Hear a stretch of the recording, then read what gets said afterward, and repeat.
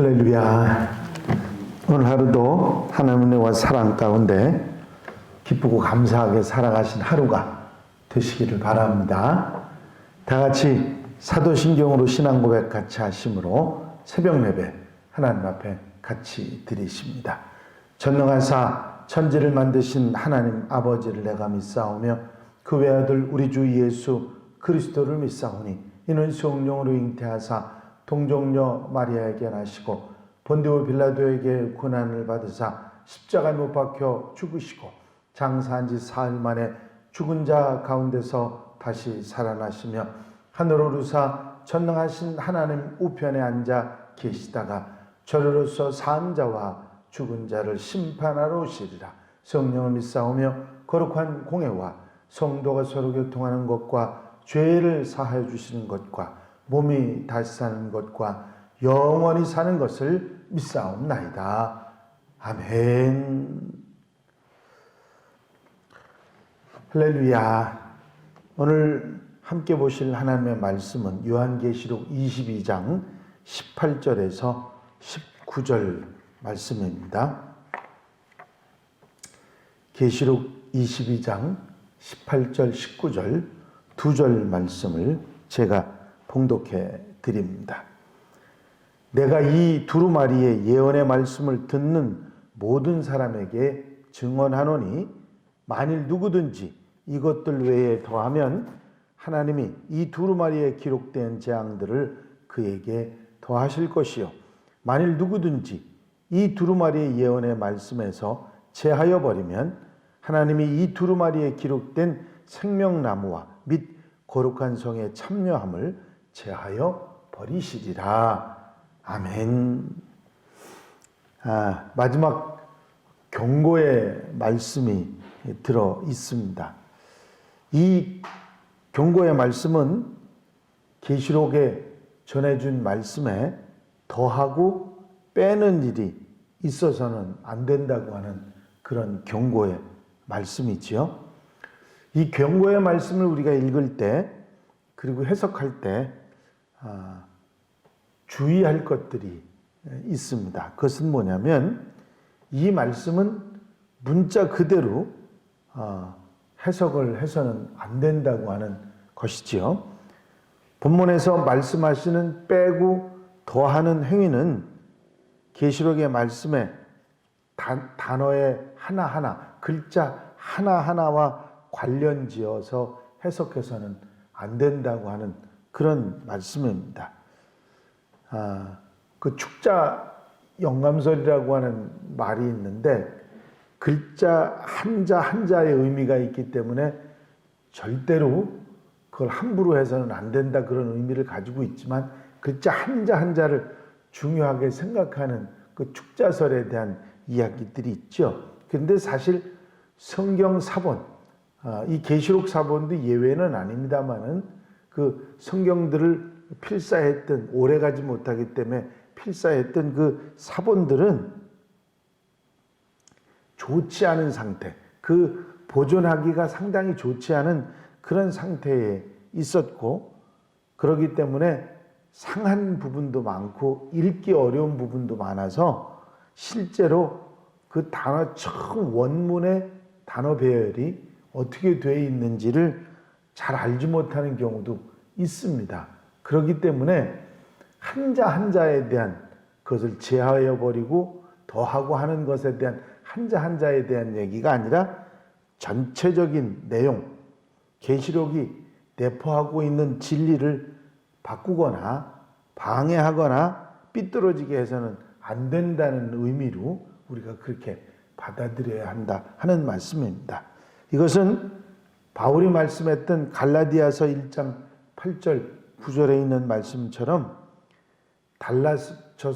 달라서는 안 된다고 하는 것은 진리의 단어의 내용이 아니라 진리 자체를 말하는 것이라 하는 얘기입니다. 그러나 우리나 혹 하늘로부터 온 천사라도 우리가 너희에게 전한 복음 외에 다른 복음을 전하면 저주를 받을지어다. 우리가 전에 말하였거니와 내가 지금 다시 말하노니 만일 누구든지 너희가 받은 것 외에 다른 복음을 전하면 저주를 받을지어다. 글자 하나하나에 대한 얘기가 아니라 다른 복음, 이 복음이 아닌 다른 복음, 그렇게 표현하고 있지 않습니까? 그래서 글자 한자에 대한 얘기 아니라 전체적인 내용을 변질시키거나 그것을 더하거나 제해버려서는 안 된다 하는 그런 경고로 우리가 받아들여야 되는 것입니다. 또한 이런 끝맺음은 고대의 책들에게서 흔히 찾아볼 수 있는 것으로 특별한 것은 아니라고 하는 것이죠. 고대의 책을 쓰는 저자들이 그들의 책 말미에 아주 매우 흔히 부기했던 말이 이런 이야기였습니다. 신명기에서도 보면 내가 너희에게 명령하는 말을 너희는 가감하지 말고 내가 너희에게 내리는 하나님의 여호와의 명령을 지키라 그러셨고, 잠언에서도 너는 그의 말씀에 더하지 말라. 그가 너를 책망하시겠고 너는 거짓말하는 자가 될까 두려우니라 하는 말씀이 나옵니다. 옛날에는 모든 책이 서기관들의 손글씨로 이렇게 베껴졌습니다. 복사가 됐죠. 그렇지만 모든 저자들은 서기관들이 그 필사를 하면서 할 수 있는 실수가 있다는 것을 알고 그 책의 맨 끝에 모든 변형에 대한 경고를 써놓는 것은 그냥 보통 일반적인 관습이었습니다.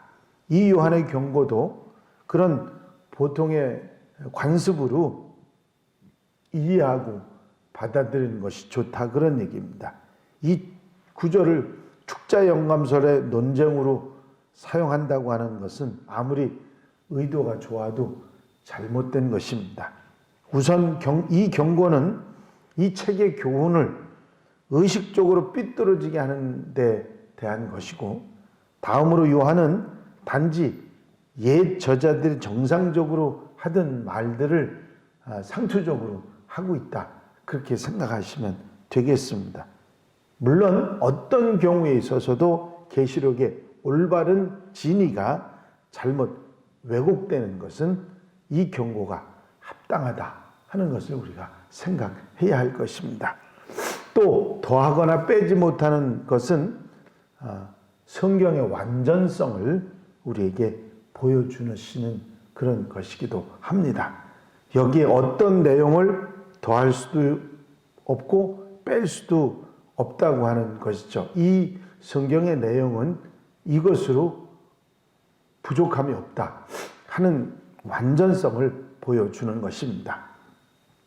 여러분들이 잘 아시는 대로 이단들, 통일교나 몰몬교나 여호와의 증인이나 신천지 같은 이단들은 성경에 더하거나 빼서 자기 나름대로의 경전을 가지고 사람들을 미혹하고 있습니다.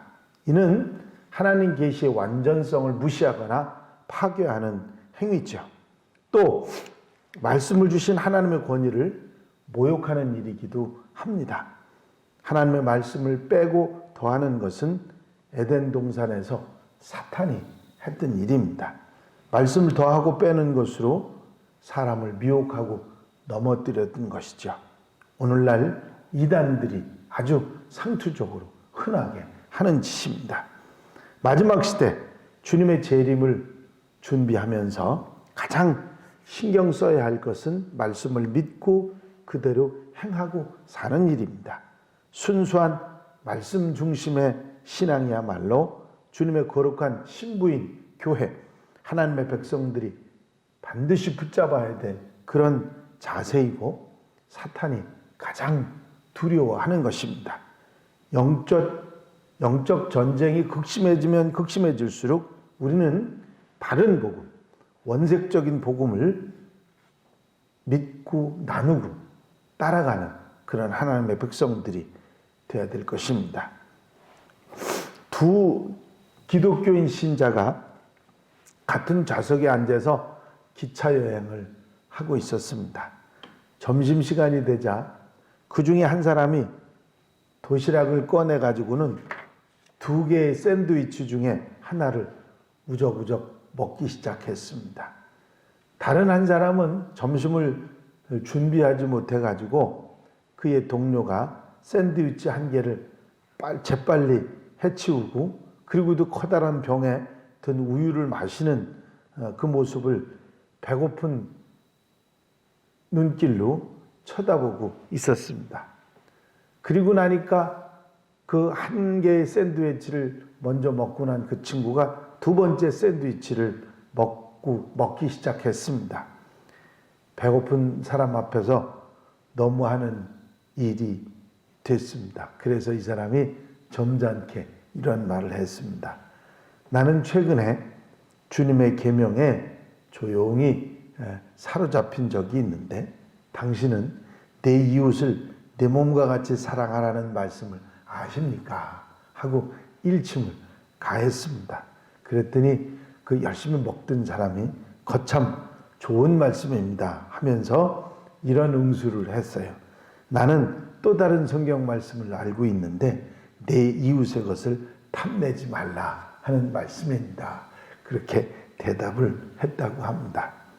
성경은 더해도 빼도 안 되지만 아전인수격으로 자기에게 좋게만 해석하는 것도 심각한 문제가 되는 것이죠. 우리는 성령님께 기도하고 성령의 뜻을 따라 말씀 보는 그런 성도들이 되어야 될 줄로 믿습니다. 오늘 이 예언의 말씀에 관한 경고에 관한 말씀도 우리에게 아주 중요한 의미를 가지고 있습니다. 이제 내일이면 이 계시록의 말씀을 끝으로 신약성경 마태복음 1장 1절부터 시작했던 그 새벽 강해가 신약 강해가 모두 마치게 됩니다. 저는 원래 이게 한 6년 정도 걸리던 거거든요. 그런데 3년 1개월, 3년 한 달 만에 이걸 끝낸 상황이 돼서 얼마나 뿌듯한지 모릅니다.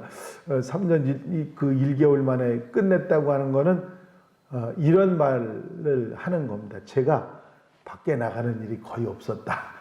그런 얘기입니다. 이걸 못하게 되는 거는 밖으로 나가서 새벽 기도를 하지 못하게 되는 경우에만 못하게 됐는데 그 교회에만 붙어 있으면서 새벽 기도 계속 제가 진행을 했다 하는 의미를 가지게 되는 거라서 한번 그 신약 성경을 이렇게 3년에 끝내게 되면서 제가 그 소망이 하나 생겼습니다. 잘하면 구약도 다 할 수 있지 않을까. 다는 아니더라도 어느 정도까지는 할 수 있겠다. 그런 생각을 해봅니다. 감사하다.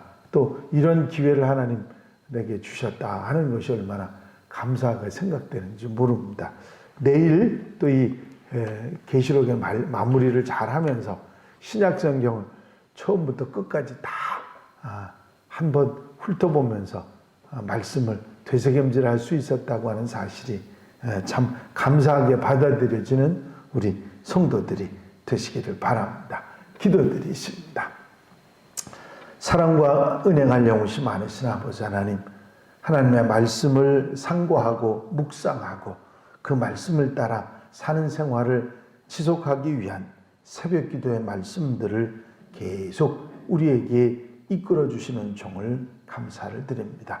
오늘도 이제 말씀을 함부로 변질시키지 말아야 된다는 경고의 말씀을 우리가 듣는데 하나님의 말씀이 완전하다는 사실을 우리가 믿고 의지하며 말씀을 묵상하고 말씀을 따라 어리석은 생활은 버리고 진실된 하나님의 백성의 삶을 살아갈 수 있는 하나님의 백성들이 되게 하여 주시옵소서. 복음은 모든 믿는 자들에게 생명이 되는 것을 우리가 분명히 기억하고 복음을 내 마음속에 삶 속에 두고 나누며 살아가는 하나님의 백성들 되게 하옵소서. 오늘도 말씀으로 우리에게 새로운 삶의 소망을 갖게 하신 주님의 은혜를 감사하면서 예수 그리스도의 이름으로 기도하옵나이다. 아멘. 주님 가르치신 기도 함께 드리십니다. 하늘에 계신 우리 아버지시여 이름이 거룩히 여김을 받으시오며 나라의 마옵시며 뜻이 하늘에서 이루어진 것 같이 땅에서도 이루어지이다. 오늘날 우리에게 일용할 양식을 주옵시고 우리가 우리에게 죄 지은 자를 사하여 준 것 같이 우리 죄를 사하여 주옵시고 우리를 시험에 들지 말게 하옵시며 다만 악에서 구하옵소서. 나라와 권세와 영광이 아버지께 영원히 싸움나이다. 아멘. 이 시간 기도하실 때에 교회 부흥과 발전을 위해서 공통기도 제목들을 위해서 중보기도할 분들을 위해서 기도하시고 새해 아름다운 출발을 위해서 기도하시고 자유롭게 기도하시기 바랍니다.